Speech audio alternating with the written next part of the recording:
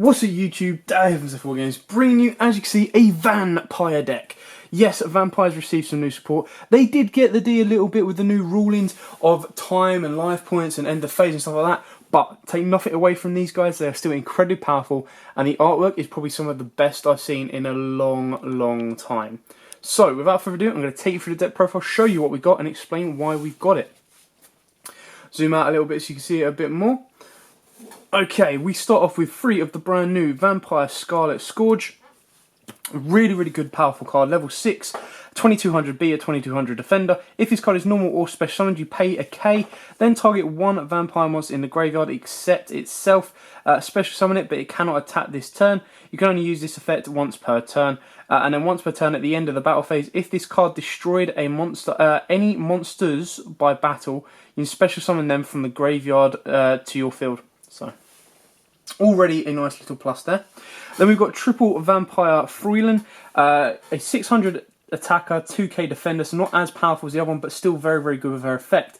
When a monster declares an attack, you can special summon this card from your hand in defense position. You can only use this effect once per turn. Once per battle, if your zombie monster battles an opponent's monster, during the damage calculation, quick effect, you pay life points in multiples of 100? Let me just double check that.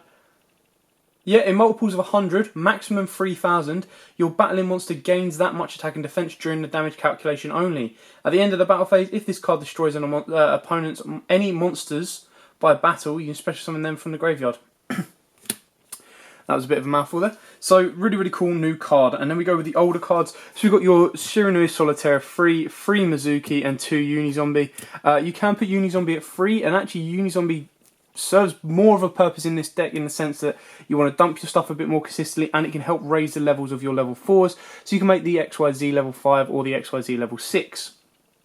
Regardless, I still only play them at 2 because you want to be seeing your Shiranui or Mizukis in hand. Well, more your Shiranuis and Mizukis. But you don't really want to see Unizombie in hand. We've then got 2 Vampire Sorcerer. If this card in your possession is sent to the graveyard by an opponent's card, you can add 1 dark vampire monster or vampire spell or trap from your deck, which is a nice little searcher. Banish this card from the graveyard. 1 dark vampire monster you normal summon this turn can be normal summoned without tributing, and obviously we've got 3 Foilan, 3 Scourge, and then we've got a couple more vampires coming up for you as well. 2 Retrainer. If this card is special summoned, you pay 500 life points, add 1 vampire spell or trap from your deck to your hand. If this card is in your graveyard, you can send 1 vampire card from your hand or field to the graveyard, special summon this card but banish it when it leaves the field. Only use each effect once per turn. So straight away, comboing off this with Vampire Sorcerer gives you an instant link 2 into a Vampire Sucker.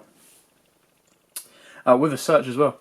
2 Vampire Familiar. If this card is special summoned, you pay 500 life points, add 1 vampire monster from your deck to your hand except itself.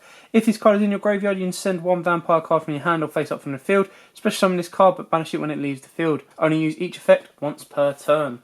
So they're kind of like, this is probably what Vendread should have been. Like these 2 cards here, Vendread should have been ditch a vampire, ditch a zombie, revive, search. Like it would have been so much better. Anyway, 2 Shallow Vampire, you can place it 3 if you want, but I want to try and minimise the cloggage in here. In alternative for the 3rd, I play the Vampire Red Baron, which I'll explain when I get there. Obviously, Shadow Vampire is very important in this deck, because it cannot be used for XYZ materials except for a Dark Monster, which, you know, not really that much of an issue. When this card is normal summoned, you can special summon 1 Dark Vampire monster from your hand or deck except itself, but monsters you control cannot attack for the rest of the turn except special summon monsters, so that's not really too hard to do in this deck. So he's very useful, gets your plays going. And then the Vampire Red Baron is just a walk-in mind control. So once per turn you pay a stack, then target 1 monster your opponent controls and 1 other vampire monster you control. Switch control of that monster at the end of the battle phase. If this card destroys any monsters by battle, you can special summon them from the graveyard to your field. So, got him on board with Unizombie, use Unizombie boosting up whatever. Use his effect, pay a stack, swap the card around with a Unizombie, kill over Unizombie, bring Unizombie back to your board. Straight away. So Unizombie then resets, you can start linking up. You can link with whatever you link or sync with whatever you've stolen off your opponent. So very good on that one. So that's it for the monster lineup. As you can see, a pretty healthy monster stack there. Now onto the spells. We've got triple Allure of Darkness. The majority of our deck is dark. We do need a bit of consistency in this deck. Now Ideally, you want to be getting rid of your higher ones. The only ones that aren't dark, of course, are your Shiranui, Solitaire, and Mizuki. But the Allures give you that consistency that you do need in this deck for draw power. We've then got 3 of the brand new card, Vampire Desire. Really, really nice artwork as well. Really nice.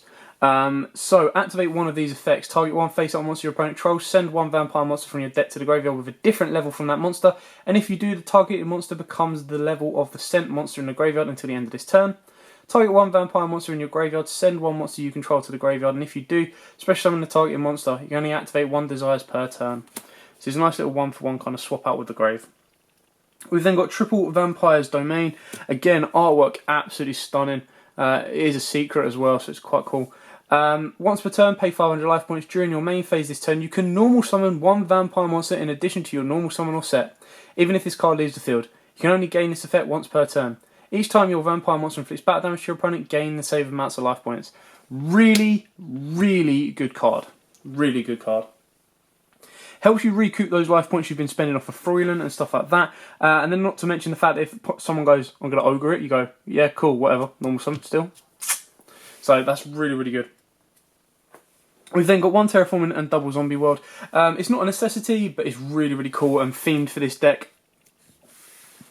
You know, being able to go into your extra deck monsters like your Omegas and stuff that aren't zombies, turning them zombies and then being allowed to attack under Uni-Zombie is very, very powerful. Not to mention as well, everything in... so neither plague attribute summon monsters, so you can kind of slow down your opponent's Dracos, and all monsters on the field and in every graveyard become zombie type. So whatever you're reviving from your opponent's graveyard then becomes a zombie, which then means they get to plus off of Froyland's effect. So it's very, very good and synergize. We've then got the 1 Monster Reborn and the 1 Foolish Burial. You can add in a Book of Life if you want to. I've chosen not to because we are at 41 cards at this moment in time. We've then got 2 Vampire Domination. This can be 3 if you want, but I've kind of slowed down the trap count. When a spell or trap or monster effect is activated while you control a vampire monster, negate the activation if you do destroy that card. Then, if it was a monster card, gain life points equal to the original attack. You can only use one of these per turn, and again, the artwork is absolutely stunning. If the camera wants to focus for us. There we go, absolutely stunning. You know, even though they got the D a little bit, they can't fault the artwork. And then, of course, finally, we've got 2 Vampire Awakening. Really, really good card and very dark. Like, you can't see... I think the American prints will look a lot better because these will pop. But if the camera wants to focus, you can just see... Focus for us, camera. Doesn't want to know. You can just see the... Like, look at that. The detail is so... It is a horror movie deck and I love it. So special summon 1 vampire monster from your deck, but destroy it during the end phase of this turn. Only activate 1 Vampire Awakening per turn. Who cares? You're going to bring out... Whatever you're bringing out, you're going to link up anyway. So you've got a lot of combos for getting free, like an easy link 3, if not a link 4, when you put a Mizuki in play as well. So a lot of synergize with this deck and it's very, very powerful. Let's start off with the synchros. So the synchros, you've got the standard kind of Shiranui Shogun Saga. You've got your Black Rose Dragon, you've got your double Omega, and then you've got your 1 Bills, because these could all be problematic cards your opponent to deal with. And then Omega can help recycle your Allure targets as well as anything your Mizuki gets rid of. Our XYZs, we've got the 1 Utopia Beyond, very, very cool card. Returns your opponent's monsters' attacks to 0, just makes them easier for your vampires to deal with. 1 Crimson Knight Vampire Bram, you can get rid of this. It's not a necessity in the deck, but it just kind of goes with the theme and works really well. Number 24, Dracula's the Vampiric Dragon. There was no way this card was getting left out. Artwork matches the rest of the deck. Effect is just as good for the rest of the deck. I really, really love this card. You might not go into it as consistently as you would like, but, you know, I wasn't leaving this card out. And then 2, Damphia Vampire Sheridan. Probably butchered that, but again, artwork is stunning and effect to match. 2600 attacker. If you use a monster or monsters with a level that is owned by... let me bring it closer. With a level that is owned by your opponent for the XYZ summon of this card, treat it as a level 6. Once per turn, detach 1 material from this card, then target 1 card your opponent controls, send it to the graveyard. Once per turn, if a monster or monsters is sent from the field to your opponent's graveyard by a card effect, or a monster is destroyed by battle and sent to your opponent's graveyard, you detach 1 material from this card, special on 1 of those monsters to the field in defense position.